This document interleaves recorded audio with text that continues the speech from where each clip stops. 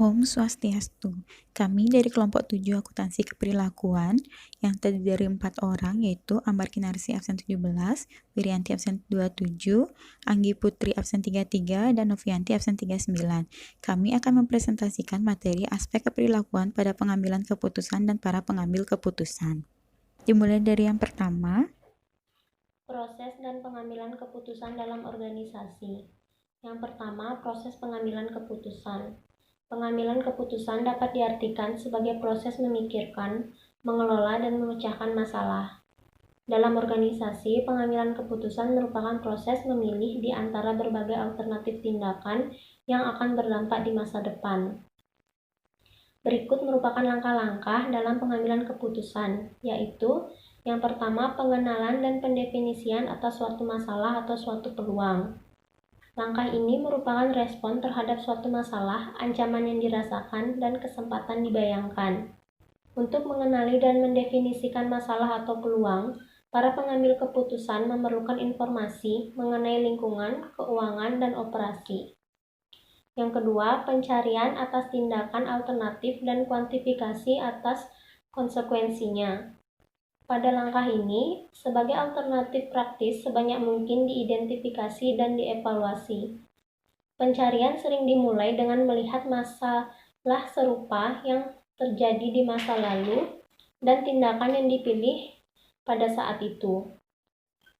Jika saja dipilih tindakan bekerja dengan baik, mungkin akan diulangi. Jika tidak, pencarian alternatif tambahan akan diperpanjang. Dalam tahap ini, sebanyak mungkin alternatif yang praktis diidentifikasi dan dievaluasi. Yang ketiga, pemilihan alternatif yang optimal atau memuaskan. Tahap yang paling penting dalam proses pengambilan keputusan adalah memilih salah satu dari beberapa alternatif. Meskipun langkah ini mungkin memunculkan pilihan rasional, pilihan terakhir sering didasarkan pada pertimbangan politik dan psikologis daripada fakta ekonomi. Yang keempat, penerapan dan tindak lanjut. Kesuksesan atau kegagalan dari keputusan akhir bergantung pada efisiensi penerapannya. Pelaksanaan hanya akan berhasil jika individu-individu yang memiliki kontrol atas sumber daya organisasi yang diperlukan untuk melaksanakan keputusan, misalnya uang, orang, dan informasi, benar-benar berkomitmen untuk membuatnya bekerja. Yang kedua, ada motif kesadaran. Motif kesadaran ialah segala sesuatu yang mendorong seseorang untuk bertindak melakukan sesuatu yang masih berada dalam tingkatan kesadaran seseorang.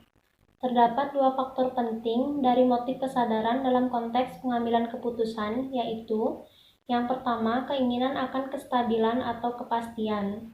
Keinginan akan kestabilan menegaskan adanya kemampuan untuk memprediksikan. Ini menjadi pendorong bagi keinginan kita untuk membuat bagian-bagian dari konsep yang cocok satu sama lain secara konsisten. Motif ini mengaktifkan baik pikiran sadar dan bawah sadar untuk membuat masuk akal suatu ketidakseimbangan, ambigu, atau ketidakpastian informasi. Yang kedua, keinginan akan kompleksitas dan keragaman.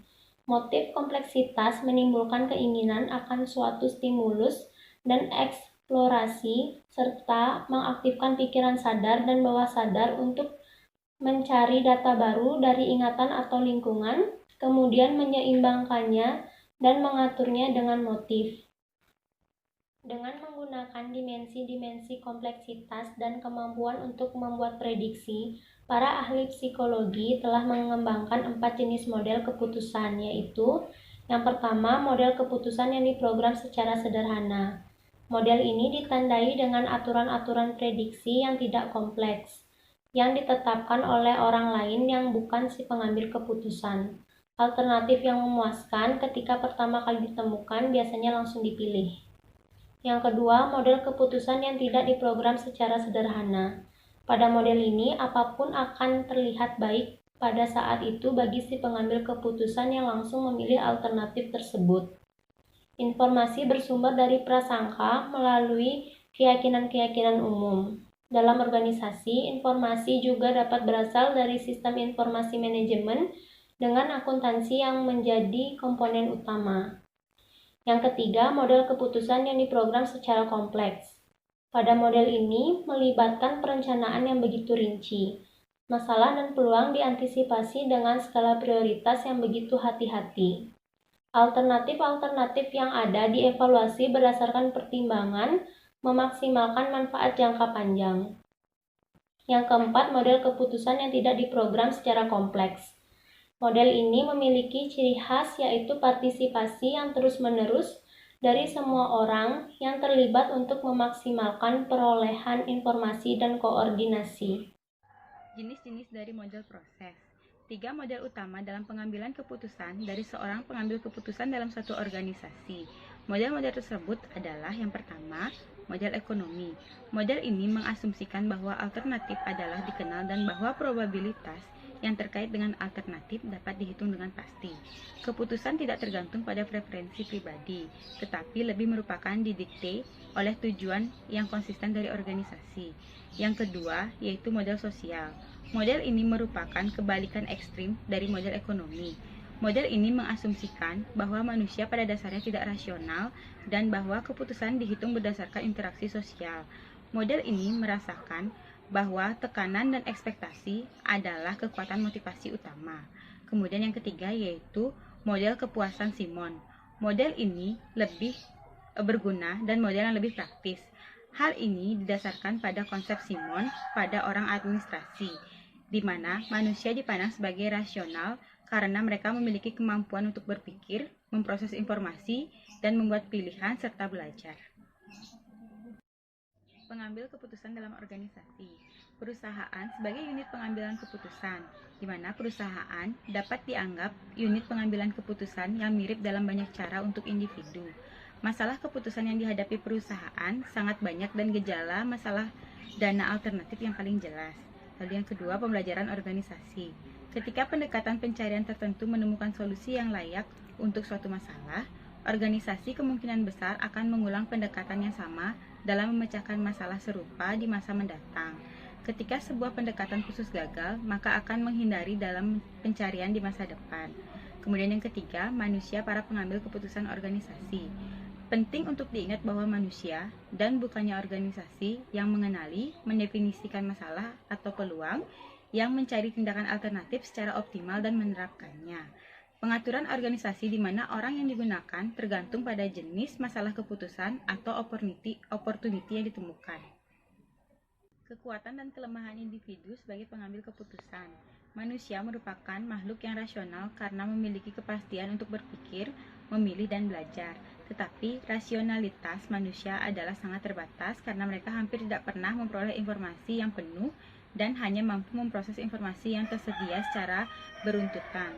Pengambilan keputusan yang rasional batas individu bervariasi sesuai dengan yang pertama yaitu lingkup pengetahuan yang tersedia sehubungan dengan semua alternatif yang mungkin dan konsekuensinya. Lalu yang kedua, gaya kognitif mereka dengan asumsi bahwa tidak ada satu gaya yang selalu unggul karena dalam situasi masalah spesifik, dalam lebih satu pendekatan dapat menyebabkan hasil yang dapat diterima. Kemudian yang ketiga, struktur nilai mereka yang berubah. Lalu yang keempat, kecenderungan mereka untuk memuaskan daripada untuk melakukan optimalisasi. Di sini saya akan menjelaskan mengenai peran kelompok sebagai pembuat keputusan dan pemecah masalah.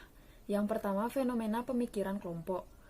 Menggambarkan situasi di mana tekanan untuk mematuhi mencegah anggota-anggota kelompok individual untuk mempresentasikan ide atau pandangan yang tidak populer. Yang kedua, fenomena pergeseran yang berisiko. Dicirikan oleh kelompok yang lebih memilih alternatif yang lebih agresif berisiko dibandingkan dengan apa yang mungkin oleh individu-individu jika mereka bertindak sendiri. Yang ketiga, kesatuan kelompok. Didefinisikan sebagai tingkat di mana anggota-anggota kelompok tertarik satu sama lain dan memiliki tujuan kelompok yang sama. Yang keempat, pengambilan keputusan oleh pendatang baru versus oleh pakar. Pendatang baru mengumpulkan data tanpa melakukan diskriminasi dan menunggu untuk melihat apa yang terjadi. Sedangkan pakar mengumpulkan data secara diskriminasi guna menindaklanjuti observasi tertentu.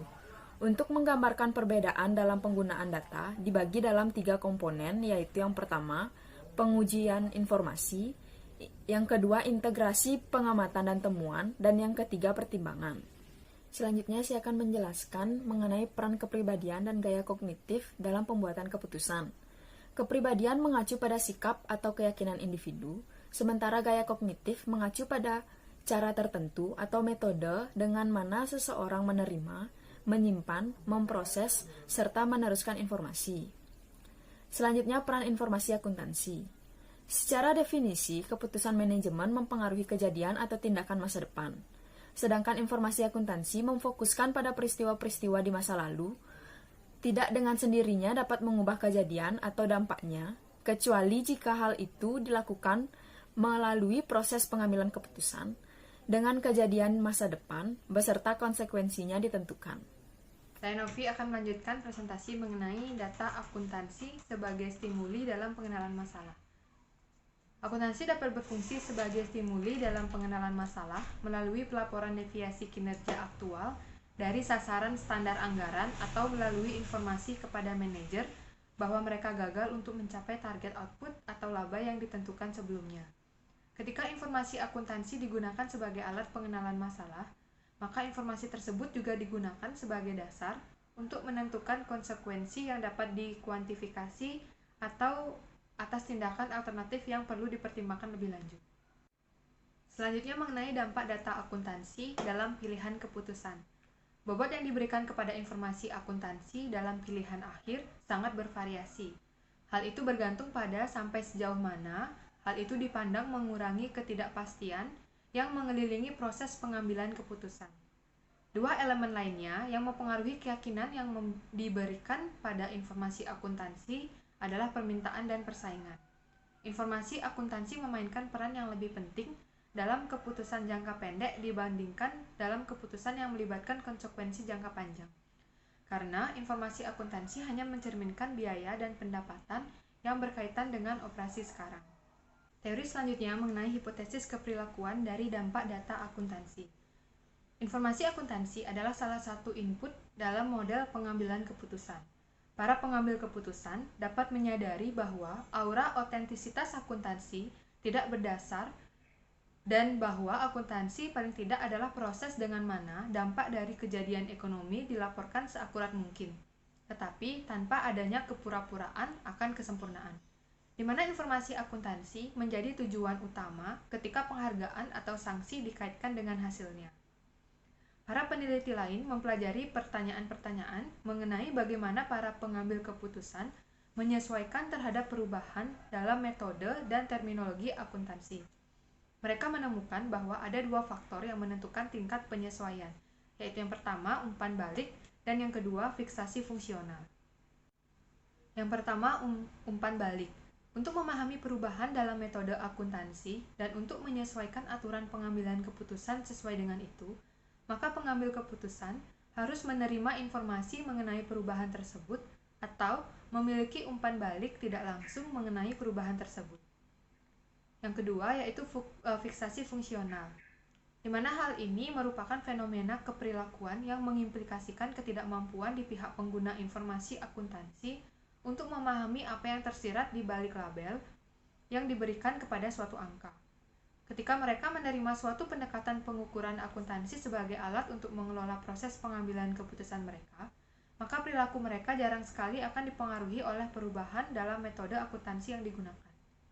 Sekian presentasi dari kelompok kami. Terima kasih dan Om Santi Santi Santi Om.